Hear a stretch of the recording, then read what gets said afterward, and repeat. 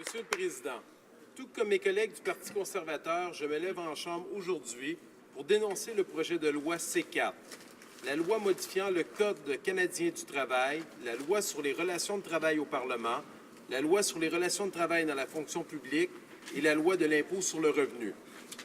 Le motif de mon intervention, Monsieur le Président, est fort simple. Je veux démontrer aux Canadiens et Canadiennes ainsi qu'à tous les travailleurs et travailleuses acharnés de ma circonscription que le gouvernement libéral, de par ses actions, ne travaille pas dans l'intérêt public. Il travaille plutôt pour des groupes de pression ciblés dont les leaders syndicaux font partie. D'ailleurs, pas plus tard qu'il y a 2 semaines, nous apprenions que des arrangements entre des leaders syndicaux et l'équipe libérale avaient été faits durant la dernière campagne électorale. Et aujourd'hui, en relisant le projet de loi C4, je comprends bien que les libéraux et les leaders syndicaux marchent main dans la main, sans tenir compte de l'intérêt des travailleurs et travailleuses et de la population en général, et cela, je tiens à le déplorer au plus haut niveau. Pourquoi, Monsieur le Président? Premièrement, parce qu'en adoptant le projet de loi C4, le gouvernement libéral vient abolir 2 lois phares qui avaient été mises en place par les conservateurs pour protéger les travailleurs et ainsi assurer la transparence des syndicats. D'abord, le C-377 prévoyait une reddition de comptes plus étoffée pour les dirigeants syndicaux, notamment en obligeant les syndicats à dévoiler toute dépense de plus de 5 000 $ ainsi que tout salaire de plus de 100 000 $. Ensuite, le C-525 obligeait la tenue d'un vote secret pour la création ou l'abolition des syndicats dans les entreprises. Avec ces dispositions, il en aurait été fini des épisodes d'intimidation comme nous en entendons trop souvent parler lors de certains votes et lorsque les employés se seraient prononcés en faveur ou contre la syndicalisation de leur milieu de travail, il l'aurait fait de façon éclairée, en connaissance de cause, et cela de façon secrète, comme c'est déjà le cas dans les législatures provinciales de la Colombie-Britannique, de l'Alberta, de la Saskatchewan, de l'Ontario et de la Nouvelle-Écosse. Pourquoi est-ce que les libéraux souhaitent éliminer ces dispositions? N'est-il pas légitime que le processus de syndicalisation se fasse de manière transparente? Bref, ceux qui semblent être le gros bon sens pour la population ne l'est pas pour les libéraux. Et force est d'admettre que leur promesse d'être un gouvernement transparent n'aura pris que quelques semaines à oublier. Deuxièmement, Monsieur le Président, le désir de transparence syndicale que prônent les conservateurs n'est pas simplement qu'un principe de valeur fondamentale, il s'agit également d'un principe économique. En effet, chaque année, les cotisations syndicales déductibles coûtent quelques 500 millions de dollars au gouvernement fédéral et à la population. Il serait donc légitime pour un gouvernement responsable de demander une reddition de comptes pour ces avantages fiscaux. D'ailleurs, plusieurs autres pays, dont les États-Unis, le Royaume-Uni, l'Australie, l'Allemagne et même la France, exigent depuis longtemps que les organisations ouvrières divulguent leurs états financiers. Troisièmement, Monsieur le Président, puisque j'ai beaucoup de misère à comprendre la position du gouvernement sur cette question de transparence, je me suis demandé si mes collègues conservateurs et moi étions les seuls à se préoccuper de ces enjeux. Eh bien non, Monsieur le Président. À ma grande satisfaction, je suis tombé sur un sondage de la firme Léger effectué en 2013 qui indique que sur un échantillon de 1400 Canadiens et Canadiennes, 83 % ont dit qu'ils voulaient avoir une loi comme celle adoptée par les conservateurs. Encore plus intéressant, les travailleurs qui cotisent eux aussi à l'intérieur d'un syndicat voulaient que ce type de loi soit adopté à 84 % au même niveau que les autres citoyens et citoyennes. Ces pourcentages viennent donc confirmer la position de la population sur le sujet. En fait, durant les témoignages devant le comité permanent des finances de la Chambre des communes, les groupes en faveur du projet de la loi des conservateurs se sont montrés nombreux, et ce, en provenance de tous les horizons.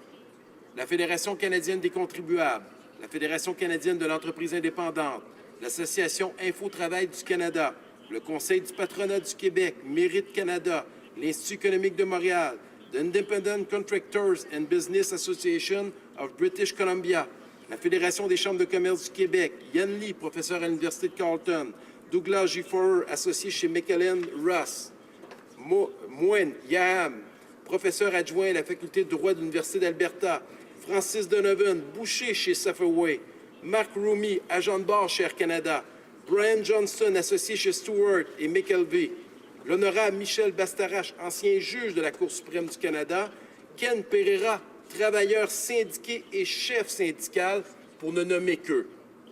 Cela dit, je tiens à assurer mes confrères de l'autre côté de la Chambre qu'il n'y a pas juste les libéraux qui font des consultations, et oui, les conservateurs aussi l'ont fait. Et cela a démontré que leur disposition pour la transparence syndicale était souhaitable et désirée. Quatrièmement, Monsieur le Président, c'est une chose pour le gouvernement libéral d'ignorer les sondages et les personnes consultées auxquelles je faisais référence et de croire que la position qu'il prend est la meilleure pour les Canadiennes et les Canadiens. Cependant, un autre principe moral me vient en tête lorsque j'analyse cette position, celle de l'indépendance politique.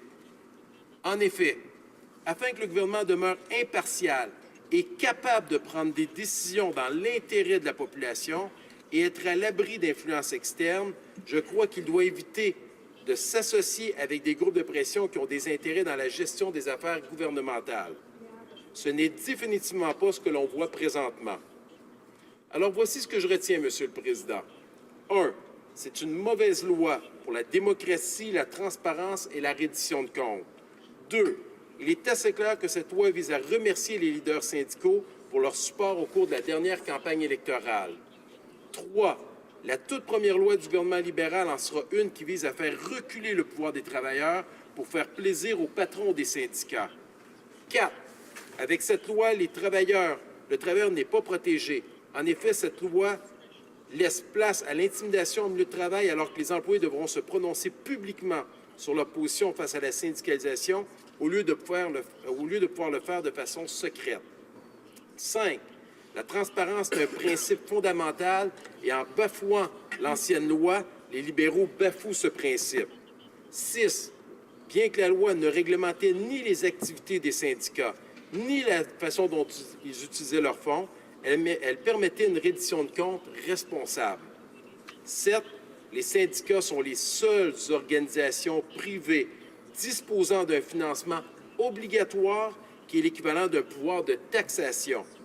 Un financement obligatoire, à l'opposé d'un financement volontaire, devra entraîner une obligation morale de faire preuve de transparence, Monsieur le Président. 8. Comme les organisations syndicales sont déjà tenues de présenter leurs états financiers à leurs membres, il ne devrait pas être bien plus coûteux pour eux de les présenter à toute la population de façon publique. 9. Il faut éviter le détournement des cotisations syndicales effectuées sans le consentement des membres des syndicats. Maintenant, Monsieur le Président, je ne me suis pas impliqué en politique pour critiquer à outrance ce qui est fait par le gouvernement en face. Je crois qu'il faut travailler ensemble au sein de cette Chambre afin de prendre les meilleures décisions possibles dans l'intérêt de la population. Ceci dit, je vais profiter de cette dernière portion de mon intervention pour faire part au gouvernement de ma vision des choses en lien avec la syndicalisation. À mon avis, qui représente la position d'une portion très importante de la population. De plus, puisque le gouvernement libéral répète constamment qu'il souhaite consulter et écouter les points de vue des différentes personnes et intervenants avant de prendre des décisions, j'ose croire que ces quelques phrases seront prises en considération. D'emblée, à titre de député de la circonscription de Richemont-Tabasca, d'ancien maire de la ville de Victoriaville et de directeur d'école, j'ai eu à travailler et à négocier avec plusieurs groupes syndicaux, et ce, à maintes reprises. Ces négociations se sont toujours faites dans le respect, et pour cette raison, ma perception des syndicats et des employés syndicaux n'est pas négative, loin de là. Au contraire, je crois qu'il est tout à fait légitime pour un groupe d'individus ayant des intérêts communs de demander à quelqu'un de négocier en leur nom. Et à la base, la mission du syndicat vise à améliorer les conditions de travail de ses membres, et cette mission est tout à fait valable et légitime. Cependant, lorsque je lis que la ministre de l'Emploi, du Développement de la main-d'œuvre et du Travail affirme que les syndicats ont un rôle essentiel à jouer pour que les travailleurs touchent un salaire décent et soient traités équitablement dans un milieu de travail sain et sans danger, elle laisse sous-entendre que la loi adoptée par l'ancien gouvernement s'attaquait au principe de syndicalisation et aux droits des travailleurs et travailleuses, ce qui est complètement faux, Monsieur le Président. Il ne faudrait pas que la ministre croie non plus que les droits des employés ne seront pas respectés s'ils ne sont pas syndiqués.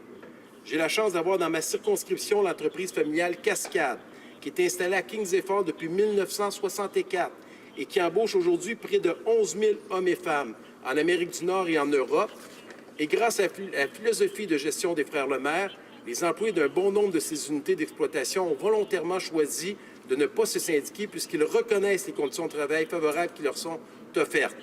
Cascade démontre ainsi qu'il n'est pas nécessaire d'être syndiqué pour bénéficier d'excellentes conditions de travail et j'en profite pour les féliciter, eux et toutes les entreprises dans ce pays qui prennent soin de leurs employés.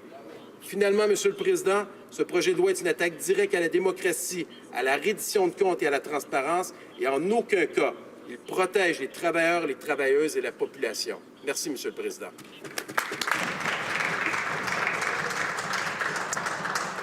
Questions and comments. The honourable member for Sackville, Preston Chesapeake. Merci, Monsieur le Président, et merci, mon collègue, pour votre discours. Certainement bien détaillé d'informations. Et puis, je voudrais quand même faire quelques points sur votre discours. Numéro 1, ça a été clairement indiqué par plusieurs provinces, mais surtout la province de Nouvelle-Écosse, qui a clairement démontré que la loi 377 était un dédoublement des étapes qui étaient déjà en place dans le processus. Donc, ça ne nécessitait pas ces exigences supplémentaires, si vous voulez. Et aussi, il faudrait peut-être commenter sur le fait que 7 hors des 10 provinces à travers le Canada étaient contre la loi C-377. Donc, c'est très évident que les provinces étaient clairement en train d'expliquer et démontrer que ces étapes-là étaient déjà en place. Merci. La députée de Richmond-Athabasca. Merci, Monsieur le Président. Je remercie le député d'en face pour sa question. Ce n'est pas parce que dans certains dossiers, les provinces sont contre certains projets que le gouvernement ne peut pas avancer. C'est un sujet qui est aussi de compétence fédérale. Et dans ce cas-ci, je considère que cette avancée que les conservateurs avaient faite lors du dernier mandat ne mettait d'aucune façon en péril la raison d'être des syndicats. Elle n'attaquait aucunement leur fondement même. Elle tenait simplement à s'assurer que les citoyens, les citoyennes, les travailleurs et travailleuses soient respectés et que l'argent qu'elle donne serve à faire en sorte d'améliorer leurs conditions de travail dans les négociations qu'ils avaient avec la partie patronale. Merci, Monsieur le Président. Questions and comments. Questions and commentaires. The honourable member for Sarnia-Lambton. Thank you, Mr. Speaker, and I'd like to congratulate my colleague on an excellent speech. I especially liked how he had his facts. This government likes to pretend that they want to be fact and evidence-based in everything they do. We heard today that multiple polls of union workers where more than 83% were in favor of C-377 and C-525. We also have a fact. Financial transparency to the taxpayer for the $500 million of tax credits from union dues doesn't exist without Bill C-377. So I'm interested in my colleague's opinion. Do you think that C-4 is a fact and evidence-based approach? La députée de Richmond-Athabasca. Merci, Monsieur le Président. Merci à ma collègue pour cette question.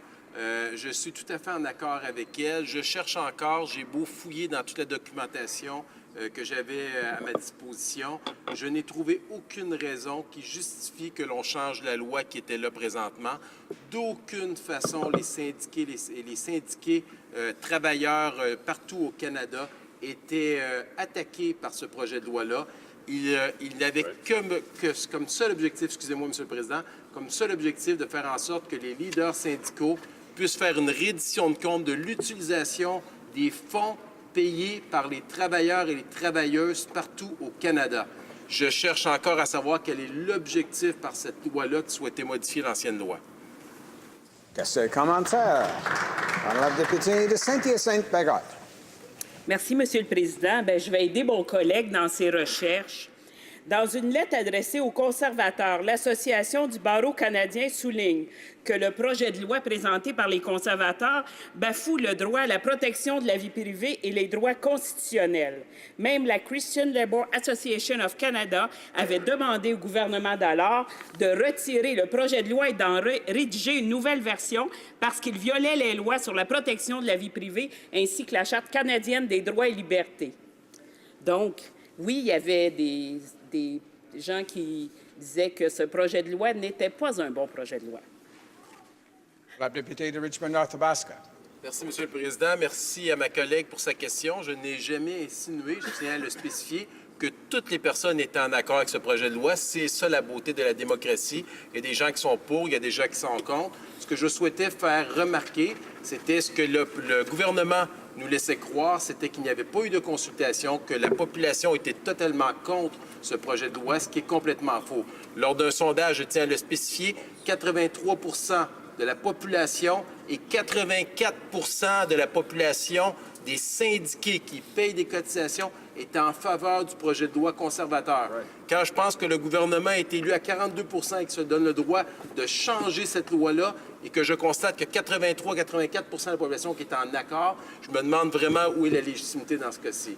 Merci, M. le Président.